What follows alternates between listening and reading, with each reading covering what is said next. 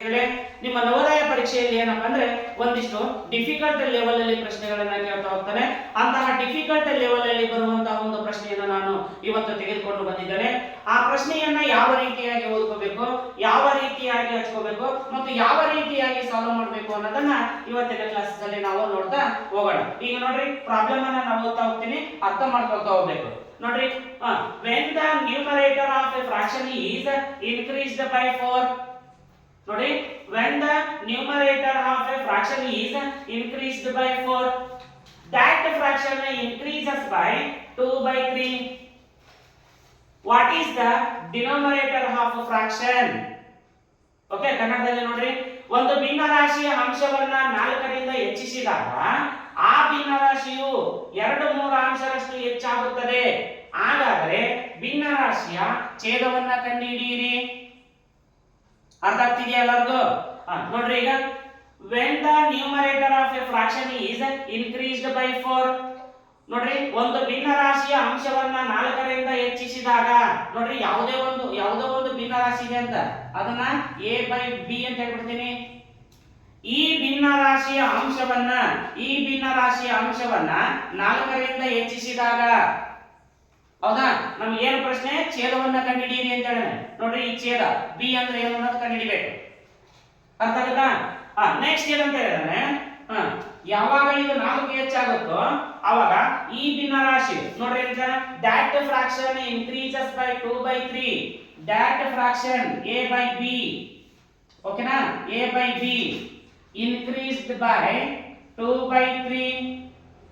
ಹೌದಾ? ನೋಡ್ರಿ, ಒಂದು ಭಿನ್ನರಾಶಿಯ ಅಂಶವನ್ನ 4 ರಿಂದ ಹೆಚ್ಚಿಸಿದಾಗ, ಓಕೆನಾ, ನೆಕ್ಸ್ಟ್ ಆ ಭಿನ್ನರಾಶಿಯು ಯಾವುದು? ಈ ಭಿನ್ನರಾಶಿಯು ಎಷ್ಟು? 2/3 ಅಂಶದಷ್ಟು ಹೆಚ್ಚಾಗುತ್ತದೆ. ಹಾಗಾದ್ರೆ ಆ ಭಿನ್ನರಾಶಿಯ ಛೇದವನ್ನ ಕಂಡುಹಿಡಿಯಿರಿ. ಓಕೆನಾ, what is the denominator of fraction? ಹೌದಾ? ಈ ರೀತಿ ಹಚ್ಕೊಂತಪ್ಪ ಅಂತಂದ್ರೆ ನಮಗೆ 50% ಏನಂದ್ರೆ ಪ್ರಾಬ್ಲಮ್ ನಮಗೆ ಸಾಲ್ವ್ ಆದಂಗೆ. ಈಗ ಏನ್ ಮಾಡ್ತಾ ಹೋಗೋಣ? ಇದನ್ನ ಸಿಂಪ್ಲಿಫೈ ಮಾಡ್ತಾ ಹೋಗೋಣ. ನೋಡಿ, ಯಾವ ರೀತಿಯಾಗಿ ಸಿಂಪ್ಲಿಫೈ ಮಾಡಬೇಕು ಅನ್ನೋದು ಕೂಡ ಇಂಪಾರ್ಟೆಂಟ್. ನೋಡ್ರಿ, ಇದು a plus 4 divided by b ಇದೆ. ನೋಡ್ರಿ, ಯಾವ ರೀತಿ ಹಚ್ಕೊಂತೀನಿ ನಾನು? a by b plus 4 by b ಅಂತ ಹಚ್ಕೊಂತೀನಿ. ನೋಡ್ರಿ, ಈ ತರದ ಒಂದು ಭಿನ್ನರಾಶಿಯನ್ನು ನಾವು ಲಸ ತರದ ಹಚ್ಚಿದಾಗ ನಮ್ಗೆ ಈ ರೀತಿಯಾದ ಭಿನ್ನರಾಶಿ ಸಿಗುತ್ತೆ. ಅರ್ಥಾಯ್ತಾ? ಈ ರೀತಿ ಬರ್ಕೊಂಡ್ರು ತಪ್ಪಲ್ಲ, ಈ ರೀತಿ ಬರ್ಕೊಂಡ್ರು ತಪ್ಪಲ್ಲ. ಹೌದಾ? ಈ ಭಿನ್ನರಾಶಿಯನ್ನ ಲಸ ತರದ ಹಚ್ಚಿದಾಗ ಈ ಭಿನ್ನರಾಶಿ ಸಿಗುತ್ತೆ. ಈ ಭಿನ್ನರಾಶಿಯನ್ನ ಬಿಡಿಸಿ ಬರೆದಾಗ ಈ ಭಿನ್ನರಾಶಿ ಸಿಗುತ್ತೆ ನಮ್ಗೆ. ಓಕೆನಾ? ಈಸ್ ಈಕ್ವಲ್ ಟು, ನೋಡ್ರಿ, ಈಗ a by b ಅಂತ ತಗೊಳ್ಳೋಣ. a by b plus 2 by 3. ನೋಡ್ರಿ, ಈಗ a by b ಕ್ಯಾನ್ಸಲ್. ಹೌದಾ? ಒಂದು ನಂಬರ್ ಈಸ್ ಈಕ್ವಲ್ ಟು ಅದೇ ತರ ನಂಬರ್ ಇದ್ದಪ್ಪ ಅಂದ್ರೆ ಏನಾಗುತ್ತೆ? ಕ್ಯಾನ್ಸಲ್ ಆಗುತ್ತೆ. ಓಕೆನಾ? ಅವಾಗ ಏನು ಉಳಿತು ನಮ್ಗೆ? 4 by b is equal to 2 by 3 ಅದು. ಹೌದಾ? ನೋಡ್ರಿ, ಈ ಭಿನ್ನರಾಶಿಯನ್ನ ನೀವು ಕ್ರಾಸ್ ಮಲ್ಟಿಪ್ಲೈ ಮಾಡಿ ಹಚ್ಕೋಬಹುದು, ಅಥವಾ ಇದನ್ನೇನ್ ಮಾಡ್ಬೋದು ನಾವು? ಉಲ್ಟಾ ಅಂದ್ರೆ ತಲೆ ಕೆಳಗ ಕಾಲ ಮೇಲೆ ಮಾಡ್ಬೋದು, ಅಥವಾ ಪಲ್ಟಿ ಮಾಡ್ಬೋದು. ಹೌದಾ? ಯಾವ ರೀತಿ ಆದ್ರೂ ನೀವು ಅರ್ಥ ಮಾಡ್ಕೋಬೇಕು. ಹೌದಾ? ಯಾಕಪ್ಪ ಅಂದ್ರೆ ನಾವು ಬಿ ವ್ಯಾಲ್ಯೂವನ್ನ ಕಂಡುಕೋಬೇಕಾಗುತ್ತೆ. ಹಾಗಾಗಿ ಏನಪ್ಪ ಅಂತಂದ್ರೆ ನಾನು ಇದನ್ನ ನೋಡ್ರಿ ಯಾವ ರೀತಿ ತಗೊಂಡ್ಬರ್ತೀನಿ. b by 4 is equal to ಏನಂತ ಹೇಳ್ತೀರಿ? 3 by 2 ಅಂತ ಹೇಳ್ತೀನಿ. ಅವಾಗ ನೋಡ್ರಿ ಏನಾಗುತ್ತೆ? ಈಗ b is equal to 3 by 2. ನೋಡ್ರಿ, ಈಗ ಡಿವೈಡೆಡ್ ಚೇಂಜ್ ಅಂತ ಏನಾಗುತ್ತೆ? ಇಂಟು ಆಗುತ್ತೆ. ಹೌದಾ? ಕೊಡ್ತೋಡ್ರಿ, 2 ಬಂದ್ರೆ 2 ಎಳ್ಳೆ is equal to ಎಷ್ಟು? 6. ಅಂದ್ರೆ b is equal to ಎಷ್ಟು? 6. ಅಂದ್ರೆ ನೋಡ್ರಿ, ಛೇದದಲ್ಲಿ ಏನಿದೆ ನಮಗೆ? b ಇದೆ. ಆ b ವ್ಯಾಲ್ಯೂ ಎಷ್ಟೈತಿ? 6 ಬಂತು. ನೋಡ್ರಿ, ಆಪ್ಷನ್ ಅಲ್ಲಿ ನೋಡ್ರಿ, ಎ ಆಪ್ಷನ್ ಸರಿಯಾದಂತ ಉತ್ತರ. ಹೌದಾ? ಈ ರೀತಿಯಾದಂತಹ ಏನಪ್ಪಾ ಅಂತಂದ್ರೆ ಡಿಫಿಕಲ್ಟ್ ಲೆವೆಲ್ ಅಲ್ಲಿ ಬರುವಂತಹ ಪ್ರಶ್ನೆಗಳನ್ನ ಪರೀಕ್ಷೆಯಲ್ಲಿ ಕೇಳ್ತಾ ಹೋಗ್ತಾನೆ. ಹಾಗಾಗಿ ವಿದ್ಯಾರ್ಥಿಗಳೇ, ಇಂತಹ ಪ್ರಾಬ್ಲಮ್ ಗಳನ್ನ ಒಂದಿಷ್ಟು ನೀವು ಸಾಲ್ವ್ ಮಾಡಿದ್ದೆ ಆತಪ್ಪ ಅಂತಂದ್ರೆ ಪರೀಕ್ಷೆಯಲ್ಲಿ 100% ಇಂತಹ ಪ್ರಶ್ನೆಗೆ ನೀವು ಉತ್ತರವನ್ನ ನೀಡ್ತೀರಿ ಅಂತ ಹೇಳ್ತಾ ಮತ್ತೆ ಮುಂದಿನ ಕ್ಲಾಸಸ್ ಅಲ್ಲಿ ಎಲ್ಲರೂ ಭೇಟಿಯಾಗೋಣ. ಎಲ್ಲರಿಗೂ ಗುಡ್ ಲಕ್. ವಿದ್ಯಾರ್ಥಿಗಳೇ, ಈಗಾಗಲೇ ನವೋದಯಕ್ಕೆ ಸಂಬಂಧಿಸಿದಂತೆ ನವೋದಯ ಪರೀಕ್ಷೆಯಲ್ಲಿ ಕೇಳುವಂತಹ ಸಂಭವನೀಯ ಪ್ರಶ್ನೆಗಳನ್ನು ನಾವು ಸಾಲ್ವ್ ಮಾಡ್ತಾ ಬರ್ತಾ ಇದೀವಿ ವಿದ್ಯಾರ್ಥಿಗಳೇ. ಈಗ ನೋಡ್ರಿ, ಇನ್ನೊಂದು ಪ್ರಶ್ನೆ ಯಾವುದರ ಮೇಲೆ ಬರುತ್ತೆಪ್ಪ ಅಂತಂದ್ರೆ ಭಿನ್ನ ರಾಶಿಗಳ ಮೇಲೆ. ನೋಡ್ರಿ, ಸಾದಾ ಭಿನ್ನ ರಾಶಿಗಳ ಮೇಲೆ ಪ್ರಾಬ್ಲಮ್ ಅನ್ನ ಕೇಳ್ತಾ ಬರ್ತಾ ಇದ್ರು. ಈಗ ಏನಂತಂದ್ರೆ ಸೆಂಟೆನ್ಸ್ ನಲ್ಲಿ ಏನಂತಂದ್ರೆ ನಿಮಗೆ ಭಿನ್ನ ರಾಶಿಗಳ ಪ್ರಾಬ್ಲಮ್ಸ್ ಅನ್ನ ಕೇಳ್ತಾ ಬರ್ತಾ ಇದ್ದಾರೆ. ಹಾಗಾದ್ರೆ ವಿದ್ಯಾರ್ಥಿಗಳೇ, ಈ ರೀತಿ ಕೊಟ್ಟಿರುವಂತಹ ಸೆಂಟೆನ್ಸ್ ಅಲ್ಲಿ ಕೊಟ್ಟಿರುವಂತಹ ಭಿನ್ನ ರಾಶಿಗಳನ್ನ ಯಾವ ರೀತಿಯಾಗಿ ಅರ್ಥ ಮಾಡ್ಕೋಬೇಕು ಮತ್ತು ಯಾವ ರೀತಿಯಾಗಿ ಬಿಡಿಸಬೇಕು ಅನ್ನೋದನ್ನ ಇವತ್ತಿನ ಕ್ಲಾಸಸ್ ಅಲ್ಲಿ ನಾವು ನೋಡ್ತಾ ಹೋಗೋಣ. ನೋಡ್ರಿ, ಕೊಟ್ಟಿರುವಂತಹ ಪ್ರಾಬ್ಲಮ್ ಅನ್ನ ಈಗ ಸಾಲ್ವ್ ಮಾಡ್ತಾ ಹೋಗೋಣ. ನೋಡ್ರಿ, ಒಂದು ಶಾಲೆಯಲ್ಲಿ 660 ವಿದ್ಯಾರ್ಥಿಗಳಿದ್ದಾರೆ ಅಂತ. ನೋಡ್ರಿ, ಪ್ರತಿಯೊಂದು ಸೆಂಟೆನ್ಸ್ ಅನ್ನ ಅರ್ಥ ಮಾಡ್ಕೊಂತ ಹೋಗ್ಬೇಕು ಮತ್ತು ಅದೇ ರೀತಿಯಾಗಿ ನಾವೇನ್ ಮಾಡ್ಬೇಕು, ಲೆಕ್ಕವನ್ನ ಹಚ್ಕೊಂತ ಹೋಗ್ಬೇಕು. ನೋಡ್ರಿ, ಒಂದು ಶಾಲೆಯಲ್ಲಿ 660 ವಿದ್ಯಾರ್ಥಿಗಳಿದ್ದಾರಂತೆ. ಹೌದಾ? ಟೋಟಲ್ ಸ್ಟೂಡೆಂಟ್ಸ್ ಎಷ್ಟಿದ್ದಾರೆ? ಟೋಟಲ್ ಸ್ಟೂಡೆಂಟ್ಸ್ 660 ವಿದ್ಯಾರ್ಥಿಗಳಿದ್ದಾರಂತೆ. ಓಕೆನಾ? 660 ವಿದ್ಯಾರ್ಥಿಗಳಿದ್ದಾರಂತೆ. ನೆಕ್ಸ್ಟ್, 2/3 ವಿದ್ಯಾರ್ಥಿಗಳು ಹುಡುಗರಂತೆ. ನೋಡ್ರಿ, ಇಲ್ಲಿ ಬರ್ತೀನಿ ನಾನು. ಇಲ್ಲಿ ಯಾರಿದ್ದಾರೆ? ಬಾಯ್ಸ್. ಹೌದಾ? Boys how many students? ಹೌದಾ? ಹೌ ಮೆನಿ ಸ್ಟೂಡೆಂಟ್ಸ್ ಅದನ್ನ ಭಿನ್ನ ರಾಶಿಯಲ್ಲಿ ಕೊಟ್ಟಿದ್ದಾರೆ. ಹೌದಾ? ಅಂದ್ರೆ 3ರಲ್ಲಿ 3 ಭಾಗ ಇದರಂತೆ. 3 ಭಾಗದಲ್ಲಿ 2 ಭಾಗ ಯಾರಂತ ಬಾಯ್ಸ್ ಅದರಂತೆ. ಫಾರ್ ಎಕ್ಸಾಂಪಲ್, ಇದು ಒಂದು ಸ್ಕೂಲ್ ನಲ್ಲಿ ಇರುವ ಸ್ಟೂಡೆಂಟ್ಸ್ ನ ಭಾಗ ಅಂತ ತಿಳ್ಕೊಳ್ಳೋಣ. ಎಷ್ಟು ಭಾಗ ಅಂದ್ರೆ 3 ಭಾಗ ಇದ್ದಾರೆ. ಈ ರೀತಿ 3 ಭಾಗ. ಈ 3 ಭಾಗದಲ್ಲಿ 2 ಭಾಗ ಯಾರಿದ್ದಾರೆ? ಗಂಡು ಮಕ್ಕಳಿದ್ದಾರೆ. 3ರಲ್ಲಿ 2 ಭಾಗ ಗಂಡು ಮಕ್ಕಳಿದ್ದಾರೆ. ಹಾಗಾದ್ರೆ ಹೆಣ್ಣು ಮಕ್ಕಳು ಎಷ್ಟು ಜನ ಇದ್ದಾರೆ? ಎಷ್ಟು ಭಾಗ ಐತಿ? 1 ಭಾಗ. ಅದನ್ನ ಪ್ಲಸ್ ಏನಂತ ಮಾಡೋಣ ಅಂತಂದ್ರೆ ಗರ್ಲ್ಸ್ ಅಂತ ಬರ್ಕೊಂಡು, ಓಕೆನಾ?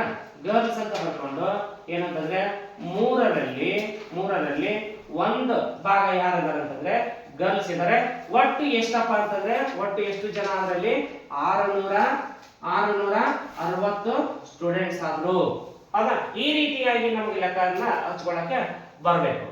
ನೆಕ್ಸ್ಟ್ ಮುಂದೋಗಿದ್ದಾರೆ. ನೋಡ್ರಿ, ಗರ್ಲ್ಸ್ ಭಾಗ ಕೊಟ್ಟಿಲ್ಲ, ಆದ್ರೆ ನಾವು ಎಲ್ಲಿ ಕಂಡಿಡ್ಕೊಂಡು ನಾವು ಈ ಚಿತ್ರದ ಮೂಲಕ ಏನಂತಂದ್ರೆ ಗರ್ಲ್ಸಿನ ಭಿನ್ನ ರಾಶಿ ಸಂಖ್ಯೆ ಗೊತ್ತಾಗ್ತಂದ್ರೆ ಭಿನ್ನ ರಾಶಿಯಲ್ಲಿ ಗರ್ಲ್ಸಿನ ಸಂಖ್ಯೆ ಗೊತ್ತಾಯ್ತು.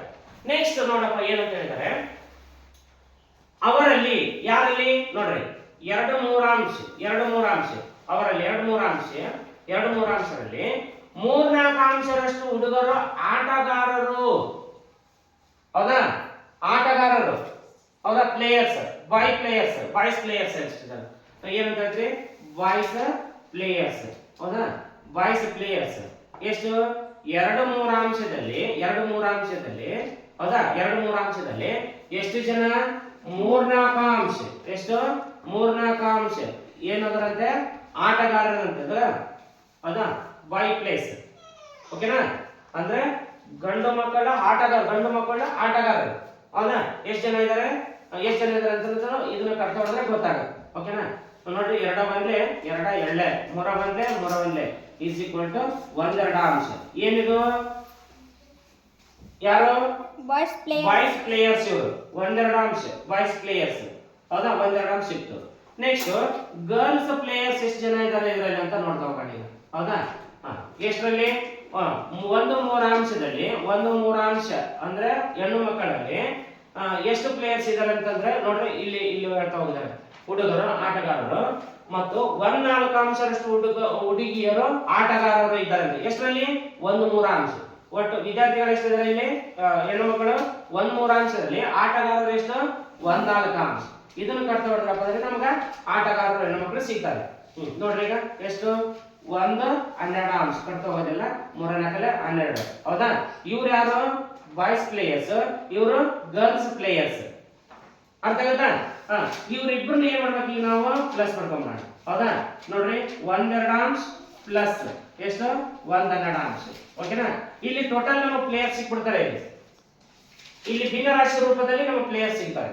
ನೋಡ್ರಿ, ಈಗ ಯಾವ ರೀತಿ ಮಾಡೋದು? ಚೇರ ಸಮ ಮಾಡ್ಕೊಂಡ್ಬಿಡ್ರಿ. ಇದಕ್ಕ ಇಲ್ಲಿ 12 ಐತಿ, 2 6 12. ಇದಕ್ಕ ಅಂಶಕ್ಕ 8 6 ಮಾಡಿ. ಓಕೆನಾ? ಅವಾಗ ಛೇದದಲ್ಲಿ ಎಷ್ಟು ಸಿಕ್ತು ನಮಗ? ಎಷ್ಟು ಸಿಕ್ತು? 12. ಎಷ್ಟು? 6 6 ಪ್ಲಸ್ 1 ಈಸ್ ಈಕ್ವಲ್ ಟು ಎಷ್ಟು ಸಿಕ್ಕು? 7/12. ಹೌದಾ? 7/12 ಏನಿದು? ಒಟ್ಟು ಆಟಗಾರರು, ಗಂಡು ಮಕ್ಕಳ ಆಟಗಾರರು ಪ್ಲಸ್ ಹೆಣ್ಣು ಮಕ್ಕಳ ಆಟಗಾರರು ಎಷ್ಟು ಸಿಕ್ಕರು ನಮಗ? 7/12 ಎಷ್ಟು ಸಿಕ್ಕರು? ಆಟಗಾರರು ಸಿಕ್ಕರು ಭಾಗ.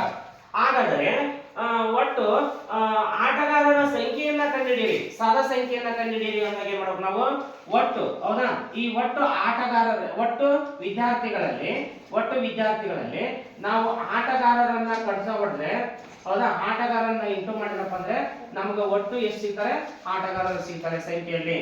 ನೋಡ್ರಿ ಈಗ 12 ಅಂದ್ಲೆ 12, 12 12 5 60, ಎಷ್ಟು 12 5 60, 12 5 60 ಎಷ್ಟು ಉಳಿತು, 6 ಆಯ್ತು, 60 ಆಯ್ತು.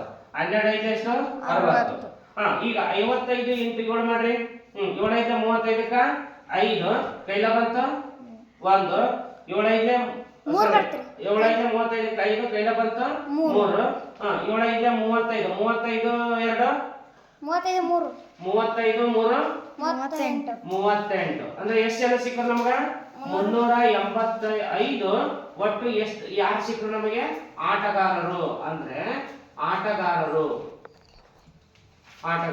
ಅಂದ್ರೆ ಹೆಣ್ಣು ಮಕ್ಕಳು ಮತ್ತು ಗಂಡು ಮಕ್ಕಳು ಒಟ್ಟು ಆಟಗಾರ ಎಷ್ಟಿದಾರೆ ಅಂತಂದ್ರೆ 385. ನೋಡ್ರಿ ಎಲ್ಲಿದೆ 385, ನೋಡ್ರಿ ಇಲ್ಲಿದೆ ಬಿ ಆಪ್ಷನ್.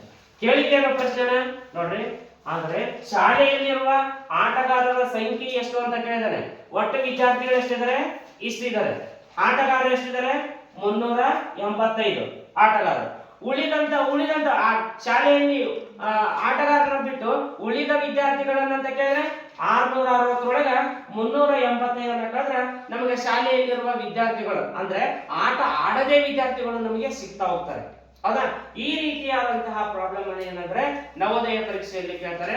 ಹಾಗಾಗಿ ವಿದ್ಯಾರ್ಥಿಗಳೇ, ನಾವು ಭಿನ್ನ ರಾಶಿಯನ್ನ ಸಂಪೂರ್ಣವಾಗಿ ಕಲಿತಿದ್ಯಾಕಪ್ಪ ಅಂತಂದ್ರೆ ಈ ರೀತಿಯಾದಂತಹ ಪ್ರಾಬ್ಲಮ್ಗಳು ನಮಗೆ ಪರೀಕ್ಷೆಯಲ್ಲಿ ಬರ್ತವೆ. ಹಾಗಾಗಿ ಏನಂತಂದ್ರೆ ನೀವೆಲ್ಲರೂ ಕೂಡ ಇಂತಹ ಪ್ರಾಬ್ಲಮ್ ಅನ್ನ ಸಾಲ್ವ್ ಮಾಡ್ರಿ ಅಂತ ಹೇಳ್ತಾ ಮತ್ತೆ ಮುಂದಿನ ಕ್ಲಾಸಸ್ ಅಲ್ಲಿ ಎಲ್ಲರೂ ಸಿಗೋಣ. ಎಲ್ಲರಿಗೂ ಗುಡ್ ಲಕ್.